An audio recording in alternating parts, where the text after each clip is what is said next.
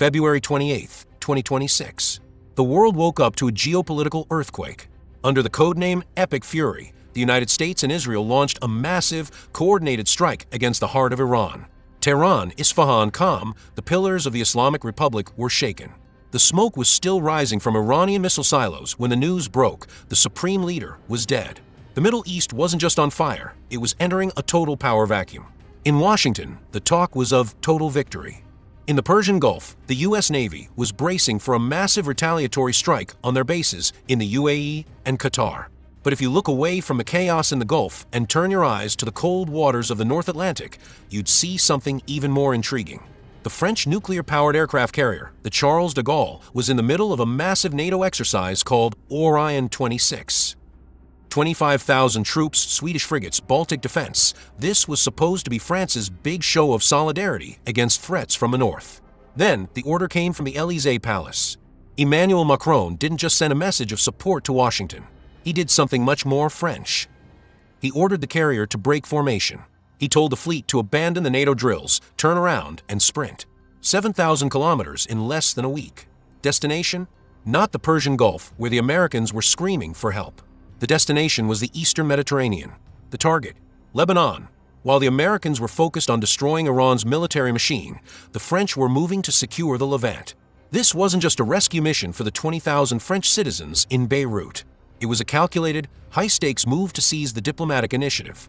You see, for decades, we've been told that the world is moving toward a bipolar struggle, the US versus China, or the West versus an axis of resistance. But in the spring of 2026, France decided to tear up that script. They chose a third way. Macron's message was clear. France would not be a mere auxiliary to American fire and brimstone diplomacy. They were there to be the independent security provider. They were there to protect what they consider their historical mandate in the East. But why Lebanon? Why risk a multi-billion-dollar carrier group, the only one Europe has with real Catabar teeth, by placing it right in the crosshairs of a regional war? Is this a brilliant move to preserve European strategic autonomy, or is it the last, desperate gasp of a middle power trying to play a game it can no longer afford? To understand the logic, we have to look past the missiles and the headlines. We have to look at the Beirut pivot. Because as we're about to see, the real battle for the future of the Middle East isn't just happening in the ruins of Tehran. It's happening on the flight deck of a French carrier off the coast of Tripoli. But what exactly makes Beirut more valuable to Paris than the oil-rich waters of the Persian Gulf? For the French High Command, the Eastern Mediterranean isn't just a sea, it's the front door of Europe. If that door swings open to chaos, the consequences hit Paris and Marseille long before they reach Washington. This explains why France made a shocking decision in March 2026. They refused to join the US-led escort mission in the Strait of Hormuz. Think about that for a moment. While the global energy supply was under direct threat and the Americans were demanding every available hull to protect the tankers, Macron kept his fleet in the Levant. Why? Because France views the Persian Gulf as an American theater of war, but Lebanon as a French theater of stability. Beirut is the anchor of France's Mediterranean strategy. By maintaining a permanent naval presence off the Lebanese coast with Task Force 473, France controls the most critical maritime crossroads in the Near East. From this position, the Charles de Gaulle doesn't just project power, it acts as a floating diplomatic hub. The ship itself is a beast of sovereignty. 42,500 tons of nuclear-powered steel. It carries a wing of Rafale EM fighters, jets that aren't just for show. They are capable of carrying ASMP nuclear cruise missiles, giving France a non-aligned nuclear deterrent right on the doorstep of the Levant. It's about strategic depth. If France can prevent Lebanon from becoming a proxy battlefield between Israel and the remnants of the Iranian influence, they maintain a buffer zone. They keep the refugees, the radicalization, and the spillover of war away from Europe's southern rim. But there's a deeper logic at play here. By holding the line in Lebanon, France is filling a vacuum.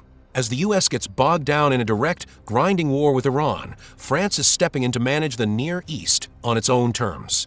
They aren't just protecting a former mandate from the 1920s, they are securing a geopolitical base that allows them to influence the entire Arab world without asking for permission from the Pentagon. It is the ultimate demonstration of sovereignty. Choosing where not to fight is just as important as choosing where to stand. France isn't interested in Washington's regime change in Tehran. They are interested in regime preservation in Beirut. However, holding the coast with a carrier is one thing. Controlling the land is another. To truly secure this pivot, France has launched its most controversial plan yet, an attempt to do what no one has managed in 40 years, dismantle Hezbollah's grip on the state from the inside out. But can you really replace a battle-hardened militia with a struggling national army? France isn't just sending ships to watch the Lebanese coast from a distance. They are attempting something far more radical, rewriting the internal power balance of the Levant. In March 2026, as the smoke cleared from the strikes on Iran, the Lebanese government made a historic and dangerous move. They officially banned all military and security activities by Hezbollah. For decades, Hezbollah has been a state within a state, an Iranian proxy that held the keys to war and peace in Lebanon. But with the leadership in Tehran decapitated and its command structure in disarray, France saw a window of opportunity that might never open again. The French strategy is clear. If you want to kick out the proxies, you must empower the professionals. Paris has stepped in as the chief guarantor for the Lebanese Armed Forces, or the LAF. This isn't just about sending a few crates of ammunition or some old armored cars. France is spearheading a multi-phase plan to restore the state's monopoly on force. Phase 1 was already completed in early 2026 with deployments south of the Litani River. Now, France is pushing the LAF to move into the heart of former Hezbollah strongholds to seize illegal weapons and dismantle the land bridge that once connected Tehran to the Mediterranean. To make this happen, Macron isn't just using the Charles de Gaulle, he's using the French treasury. Paris was set to host a massive international fundraising conference to solve the LAF's chronic funding crisis. We're talking about paying soldiers' salaries and maintaining equipment that has been rotting for years. Even though the March conflict forced a delay, the message remained: Lebanon's army will no longer be a bystander. It will be the sole wielder of power. But this is a high-wire act. Hezbollah, even in a weakened state, is deeply embedded in Lebanese society. They aren't just a militia, they are a political party and a social service provider. By backing the LAF so aggressively, France is effectively betting the entire nation's stability on a single institution. If the LAF succeeds, France secures a neutral, sovereign partner in the East, a France of the Orient that serves as a bridge to the Arab world. If it fails, the Lebanese army could fracture along sectarian lines, and France will find itself caught in the middle of a civil war with no easy exit. By trying to cut Iran's reach to the sea, France is attempting to do what decades of Israeli airstrikes and American sanctions couldn't: make Lebanon a normal state. But they aren't doing it alone. They've brought the rest of Europe along for the ride. However, a mission this ambitious requires more than just French resolve. It requires a fleet that can survive a high-intensity environment. And while France has managed to rally a European shield to its side, the price of leading this coalition is starting to look dangerously high for the French Navy's hardware and its people. France isn't just sailing alone, it's leading a miniature European navy. This is strategic autonomy in its most literal steel and gray form. When the Charles de Gaulle entered the eastern Mediterranean, it wasn't just flanked by French frigates like the Chevalier Paul or the Alsace. It was joined by the Italian destroyer Andrea Doria, the Spanish Cristobal Colon, and the Dutch Evertsen. This isn't just a military exercise, it's a massive political statement. By integrating these NATO allies into Task Force 473, France is proving that Europe can project power and secure its own interests without waiting for a green light from the Pentagon. Paris has effectively become the strategic bellwether of the European Union. While the US is preoccupied with a direct war against Iran, France is demonstrating that a middle power can lead a coalition of the willing to stabilize its own backyard. It's a bold bid for the leadership of European defense. France is saying, when the crises hit our home, it's French carriers, not American ones, that will be there to hold the line. But leadership on this scale comes with a staggering price tag. And in 2026, the cracks are starting to show. First, there's the human cost. To maintain this level of presence, nearly 80% of the French Navy's major surface combatants are currently at sea. This is the highest mission density since the Cold War. Admiral Nicolas Vosger has warned that the double crew reforms, an attempt to keep ships deployed longer by swapping crews, are pushing French sailors to their absolute breaking point. Fatigue isn't just a morale issue, it's a combat readiness crisis. If a sailor is too tired to operate the Aegis equivalent radar during a drone swarm attack, the ship is lost. Then there is the ammunition trap. In the opening weeks of the 2026 conflict, French frigates were forced to expend a massive number of Aster series missiles to intercept Iranian-made drones and cruise missiles launched by proxies. These are sophisticated, multi-million-dollar interceptors. You can't just buy them at the store. France's industrial base is now in a frantic race to shorten production cycles, but in a high-intensity war, you can run out of missiles long before you run out of resolve. Perhaps the most glaring vulnerability is the single-carrier trap.